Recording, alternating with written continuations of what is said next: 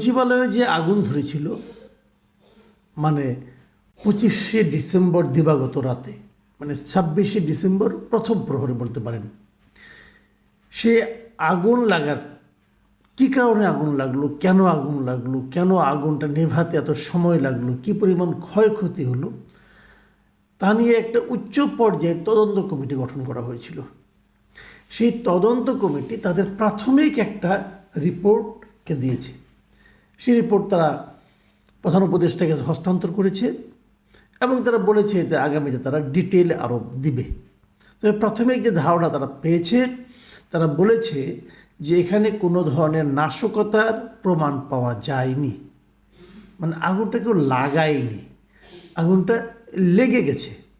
এবং কিভাবে লেগেছে, কারণ হিসেবে তারা যেটা বলেছে সেটা হলো লুজ কানেকশনের কারণে আগুন লেগেছে। মানে বৈদ্যুতিক যে সংযোগ ছিল সেখানে একটা দুটা কানেকশন লুজ ছিল, ঢিলা। তো এই ঢিলা কানেকশনের কারণে আগুন ধরে গেছে। এটা হতে পারে, কিন্তু আপনারা কিন্তু এই ঢিলা শব্দ শুনে কিন্তু এটাকে খুব একটা গুরুত্বহীন মনে করলেন তা না, এটা কিন্তু হাসির কথা না। আমরা তো অনেক জায়গায় ঢিলা কানেকশন দেখি, লুজ কানেকশন অনেক জায়গায় দেখি। লুজ হয়ে গেলে ধরেন একটু টাইট দিতে হয়।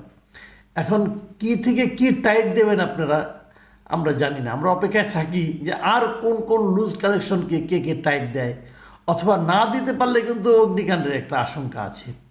যাই হোক, এই তদন্ত কমিটির প্রধান ছিলেন স্বরাষ্ট্র মন্ত্রণালয়ের সিনিয়র সচিব নাসিমুল গনি। বিরাট পোস্ট, কিন্তু আমলাদের মধ্যে অনেক, মানে সিনিয়র মোস্ট আমলাদের মধ্যে একজন উনি। তিনি বলেছেন, এই যে ওনাদের থিওরি তিনি বলেছেন যে অগ্নিকাণ্ডের ঘটনা তদন্তে বুয়েটের বিশেষজ্ঞ দল ছিল, ফায়ার সার্ভিসের বিশেষজ্ঞ দল ছিল, সেনাবাহিনীর দল ছিল, পুলিশের সিআইডি থেকেও কাজ করা হয়েছে। সবাই মিলে একত্রে একমত হয়েছে যে একটি লুজ কানেকশনের কারণে ইলেকট্রিসিটি থেকে আগুনের উৎপত্তি হয়েছে।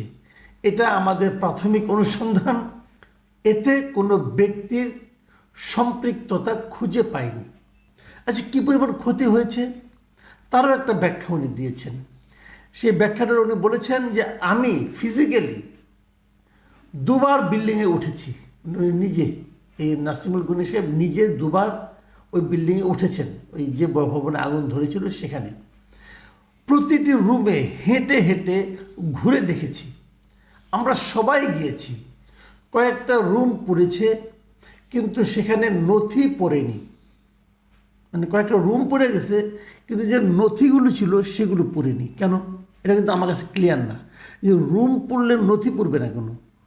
নথিকে মানে আপনার দাহ্য কোনো পদার্থ নয়, আগুনে নথি পুড়ে না কেউ, নথি তো আরও আগে পড়বে। যদি রুম পড়ে যায়, নথি না পড়ার কী কারণ আছে আমি বুঝতে পারলাম না। যে তদন্তের যে প্রাথমিক প্রতিবেদন পাওয়া গেছে, সেই প্রতিবেদন নিয়েও আবার দু একটা পত্রিকায় টুকটাক রিপোর্ট বেরিয়েছে এবং সেখানে কারণগুলি উল্লেখ করা হয়েছে কেন আগুনটা ধরল। এবং সেই প্রতিবেদনে, প্রাথমিক সেই প্রতিবেদনে আমি দু তিনটা জায়গায় আমি পড়ছি। এক জায়গায় বলা হয়েছে আগুনের উৎপত্তি স্থল 7 নম্বর ভবনের 6 তলা লিফট লবি সংলগ্ন করিডোর থেকে বলে প্রাথমিকভাবে ধারণা করা হয়। মানে 7 নম্বর ভবনের 6 তলার লিফটের যে লবি সংলগ্ন করিডোর, সেখান থেকে আগুনটা হয়েছে। আবার আরেকটা জায়গায় বলা হয়েছে যে অগ্নি নির্বাপন কর্মীদের সাক্ষ্য ও উত্তর দিক থেকে নেওয়া ভিডিও বিশ্লেষণ করে এই প্রতিবেদনে বলা হয়েছে যে আনুমানিক রাত 2টায় আগুন ডেভেলপ স্টেজে চলে যায়। ডেভেলপ স্টেজে মানে পুরো ধরে যায় আর কি, মানে বিকশিত স্তরে চলে যায়। ভবনে কোনো ধরনের ফায়ার ডিটেকশন সিস্টেম না থাকায় প্রাথমিক ও বিকশিত অবস্থায় আগুন শনাক্ত করা যায়নি। মানে এই ভবনে কোনো ধরনের ফায়ার ডিটেকশন সিস্টেম ছিল না। মানে কোথাও আগুন ধরলে, আমরা বিদেশে বিভিন্ন সময় ছবিতে দেখি না, আগুন ধরলে অ্যালার্ম বেজে ওঠে, ধোঁয়া থাকলে অ্যালার্ম বেজে ওঠে, অথবা কোনো একটা কিছু একটা ঘটে যাতে নাকি সবাই বুঝতে পারে যে আগুন ধরেছে। এরকম কিন্তু আধুনিক ব্যবস্থা সব জায়গায় আছে, এটা খুব একটা আধুনিক তাও না, এটা আরও অনেক বছর আগে থেকেই চলছে। কিন্তু আশ্চর্যের ঘটনা হলো সচিবালয়ের মতো এত গুরুত্বপূর্ণ একটা জায়গায় সেরকম কোনো ফায়ার ডিটেকশন সিস্টেম ছিল না। তাহলে এটা কিসের আধুনিক ভবন ছিল রে ভাই? অথবা এটা কে করেছে? এই এই ফায়ার ডিটেকশন সিস্টেম ছাড়া এই ভবন চালু হলো কি করে? মানে সচিবালয়ে যারা কাজ করেন, যারা কাজ করান, তারা কি এই জিনিসগুলি জানতেন না? মানে কত অযোগ্য লোক দিয়ে কাজগুলি করানো হয়েছে। এত বড় একটা বিল্ডিং বানানো হয়েছে, তারা কি বিল্ডিংয়ের ফায়ার সেফটির ব্যাপারে কিছুই বুঝতো না? এই অথর্ব মূর্খ লোকগুলি কারা? আমি তো মনে করি প্রথম কাজ হলো এই ভবন বানানোর সঙ্গে যারা জড়িত ছিল সবগুলিকে ধরে আনেন, সবগুলিকে ধরে আনেন, এনে তারপরে বিচার করেন যে তোরা এটা কী বিল্ডিং বানাইছস, যে বিল্ডিংয়ে কোনো ফায়ার ডিটেকশন সিস্টেম থাকে না। আচ্ছা ঠিক আছে, বুয়েটের কিছু অবজারভেশন আছে। বুয়েটের অবজারভেশনগুলি এমন বলা হয়েছে, আমি আপনাকে দু একটা দিন পড়ে শোনাই, যে বলা হয়েছে ভবনের লিফট ও সিঁড়ির অপরিকল্পিত নকশার কারণে চিমনি এফেক্ট সৃষ্টি হয়, যাতে আগুনের শিখা দ্রুত ঊর্ধ্বগামী প্রপাগেশন করে 6 তলা থেকে 7, 8 ও 9 তলায় ছড়িয়ে যায়, যা ভিডিও ফুটেজের মাধ্যমে নিশ্চিত করা যায়। তার মানে কি হলো, যে এই ভবনের লিফট এবং সিঁড়িটা ছিল অপরিকল্পিত নকশা। তো এত বড় একটা ভবনের লিফট এবং সিঁড়ি অপরিকল্পিত নকশার মাধ্যমে কিভাবে সম্ভব বানালো? কে বানালো এটা? যারা বানালো তাদেরকে আপনারা কেন বিচারের আওতায় আনবেন না? জাতীয় সম্পদে তো অপচয় হয়েছে। এই সম্পদটা কার? এটা তো এই দেশের সম্পদ, জনগণের সম্পদ। এই নকশাটা কে করলো? কোন প্রতিষ্ঠান করলো? কত টাকার বিনিময়ে করলো? এখানে কি লুটপাট হয়েছে? তাহলে কত হয়েছে? কারা করেছে কাজগুলো? এই প্রত্যেকটা লোককে আইডেন্টিফাই করে তাদের বিরুদ্ধে ব্যবস্থা নেওয়া জরুরি বলে আমি মনে করি। আরও চলবে তদন্ত, আরও কয়েকদিন আমরা দেখব তদন্ত কি হয়। কিন্তু আমি এই আলোচনা শেষ করার আগে যে কথাটা বলতে চাই, যে এই যে তদন্ত, এতগুলি বিভাগ, ফায়ার বিভাগ, বুয়েট, পুলিশ, সেনাবাহিনী, সবার তদন্ত কিন্তু একই রেজাল্ট। সেটা হলো এটা একটা দুর্ঘটনা, এখানে কোনো নাশকতা নাই, কোনো ভিলেন খুঁজে পাওয়া যায়নি। তাহলে আপনারা ভাবুন তো, 26 তারিখ যেদিন আগুনের কথা আমরা জানলাম, সেদিনই আমাদের একজন উপদেষ্টা আসিফ মাহমুদ সজীব ভুঁইয়া, উনি নীলফামারীতে ছিলেন।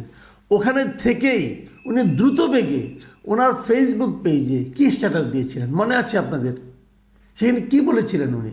উনি যে কাজটা বলেছিলেন, দুটা কথা বলেছিলেন উনি। এক নম্বর কথা হলো যে তাদের এই স্থানীয় সরকার মন্ত্রণালয়ে লুটপাটের এবং দুর্নীতির বিরুদ্ধে কাজ চলছিল, কয়েক হাজার কোটি টাকা লুটপাটের প্রমাণ পাওয়া গেছে এবং যা নিয়ে তদন্ত চলছিল, উনি এটা বলেছেন। তার মানে কি, ওই তদন্তের কাগজগুলি পুড়ে ফেলেছে যাতে নাকি আর তদন্তটা চলতে না পারে, এরকম একটা কথা কিন্তু উনি বলেছেন। আবার উনি আরও বলেছেন যে আমাদের ব্যর্থ করার এই ষড়যন্ত্রে যে বা যারাই জড়িত থাকবে তাদের বিন্দু পরিমাণ ছাড় দেওয়া হবে না। মানে এই যে আগুনটা ধরেছে, প্রথমত উনি ধরে নিয়েছেন এটা একটা ষড়যন্ত্র। এবং কী ষড়যন্ত্র? যে উনাদেরকে ব্যর্থ প্রমাণ করার ষড়যন্ত্র।